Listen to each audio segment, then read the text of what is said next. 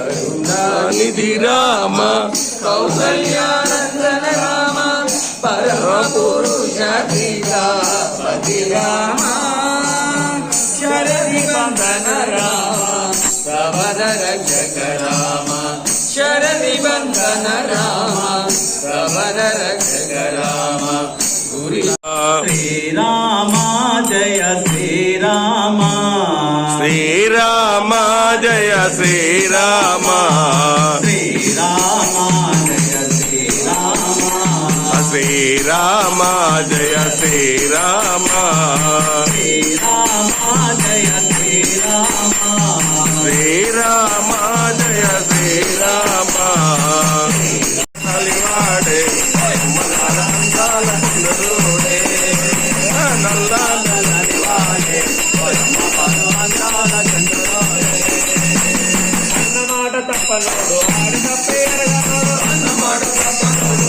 ఆడి తప్పే ఎరగనోడు అన్నమాట తప్పనోడు ఆడి తప్పే ఎరగనోడు అన్నమాట తప్పనోడు ఆడి తప్పే నల్లని వాడే మయమ్మల అందాల చంద్రుడే అంతా చక్కని వాడు ఎవరో చెప్పవమ్మ అందా చక్కని వాడు ఎవరో చెప్పవమ్మ అంతా చక్కని వాడు ఎవరో చెప్పవమ్మ అందా చక్కని వాడు ఎవరో చెప్పవమ్మ పిండి తిటమ్మనే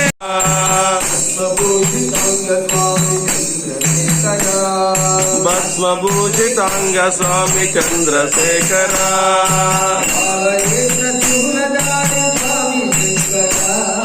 పాలనేత్ర శూలధారి స్వామి శంకర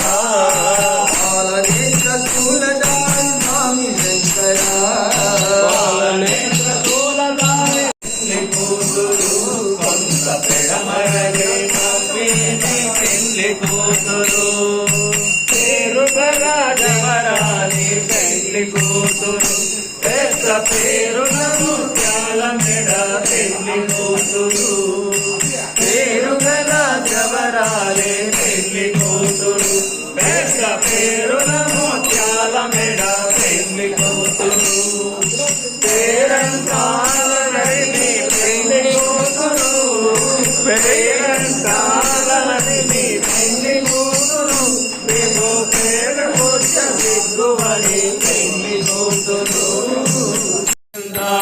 పద్మావతి ప్రియ గోవింద ప్రసన్నమూర్తి గోవింద పద్మావతి ప్రియ గోవింద ప్రసన్నమూర్తి గోవింద అభయహస్త ప్రదర్శన గోవింద మధ్యావతార గోవింద అభయహస్త గోవింద మత్స్యావతార గోవింద శ్రీనివాస గోవింద శ్రీ వెంకటేశ గోవింద శ్రీనివాస గోవింద శ్రీ వెంకటేశ గోవింద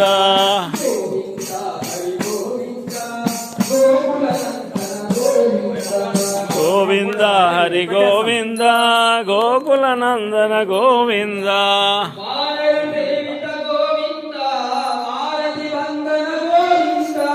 వానర సేవిత గోవింద వారధి బంధన గోవింద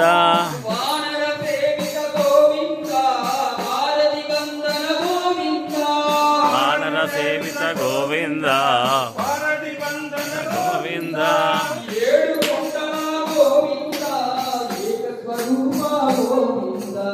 ఏడు కొండల గోవింద ఏక స్వరూప గోవింద ఆత్మహత్యల వైపు కూడా పోరనమాట. అంత పవర్ఫుల్ సనాతన ధర్మం అనేది. ఈరోజు సనాతన ధర్మానికి ఎంతో విలువ ఇస్తున్నారు. ఫారినర్స్ కూడా సనాతన ధర్మంలోకి వచ్చేస్తామంటున్నారు. ఫారినర్స్ ఎన్నో దేశాలు కూడా ఈరోజు సనాతన ధర్మం మీద, సనాతన ధర్మం కోసం వాళ్ళందరూ కూడా మన వైపు వస్తున్నారు. మనము ఇంకా సనాతన ధర్మానికి అట్రాక్ట్ కావడం లేదు. ఎంతో లోతుగా ఉండేటువంటి ఈ సనాతన ధర్మంలో కనీసం గుడికి రావడము, బొట్టు పెట్టుకోవడము, మన యొక్క పురాణాల గురించి కొద్దిగా నాలెడ్జ్ కలిగి ఉండడము, రాముడు అంటే ఎవరు, లక్ష్మణుడు అంటే ఎవరు, శ్రీకృష్ణుడు అంటే ఎవరు, కనీసం అట్లీస్ట్ కొద్దిమందినైనా పిల్లలకు మనం పరిచయం చేయాలా.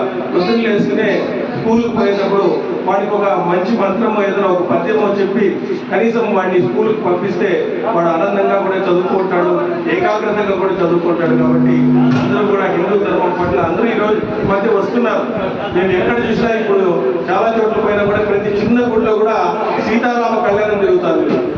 ప్రతి చిన్న గుడిలో కూడా సీతారామ కళ్యాణం జరుగుతుంది. అట్లాంటి సీతారామ కళ్యాణము ఇక్కడ కూడా జరుపుదాం. అందరూ కూడా వస్తే ఆ మంచి సీతారామ కళ్యాణం జరుపుదాం. హనుమత్ జయంతి జరుగుతుంది ఇక్కడ బ్రహ్మాండంగా. అప్పుడు హనుమత్ జయంతి చాలా బాగా జరుగుతుంది. అందరూ కూడా రండి. ఇది చాలా ఊరికి దూరంగా ఉన్నప్పటికీ కూడా ప్రశాంతమైనటువంటి ప్రదేశం. ఎక్కడో మనము వేరే ఊర్లకు ఛార్జీలు పెట్టుకొని పోతాం. ఇది ఎంత ప్రశాంతంగా ఉంది చూడండి. వనం ఉన్నట్లుంది. మొత్తం ఋషులంతా తపస్సు చేసినటువంటి ప్రాంతము. వాళ్ళంతా కూడా మహనీయులంతా కూడా ఇక్కడ ఉన్నటువంటి ప్రాంతము. దానివల్ల మనకు మానసికమైనటువంటి శుద్ధి జరుగుతుంది, శారీరకమైనటువంటి శుద్ధి జరుగుతుంది. అందరూ కూడా ఈ దేవాలయాలకు రండి. మన దేవాలయాలు మనమే రక్షించుకోవాలా, ఎవరు రక్షించుకోరు. మన దేవాలయాలు మనమే రక్షించుకోవాలా.